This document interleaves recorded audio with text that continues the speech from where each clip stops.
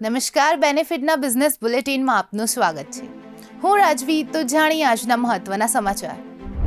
Share market intraday update. Sensex 400 points નીચે બંધ. Nifty 50 0.5% ઘટાડા સાથે બંધ. મુખ્ય ફાઇનાન્સ શેરો એચડીએફસી, આઈસીઆઈસીઆઈ, એસબીઆઈ અને બજાજ ફાઇનાન્સને અસર થઈ.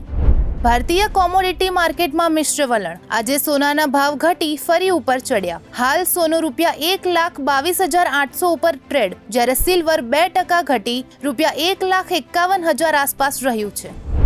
આજે 21 નવેમ્બર 2025 ભારતીય રૂપિયો અમેરિકી ડોલર સામે ₹89.46ના રેકોર્ડ નીચલા સ્તરે પહોંચી ગયો. ડોલરની ઊંચી માંગ અને આરબીઆઈ તરફથી હસ્તક્ષેપનો અભાવ આ ઘટાડા માટે જવાબદાર છે. આ એક જ દિવસમાં 68 પૈસાનું સૌથી મોટું ઇન્ટ્રાડે ડાઉન છે. ઇન્ડસઇન્ડ બેંકના શેર 3% ઉછળ્યા. નિફ્ટી બેંકમાં ટોચના ગેઇનર્સ બન્યા. શેર્સ 856.80 પર પહોંચ્યા બાદ 846 પર બંધ થયા. 3 દિવસની ઘટાડાની શ્રેણી તૂટી. તો આવા જ મહત્વના સમાચારો જાણવા માટે જોડાયેલા રહો બેનિફિટ ન્યૂઝ સાથે.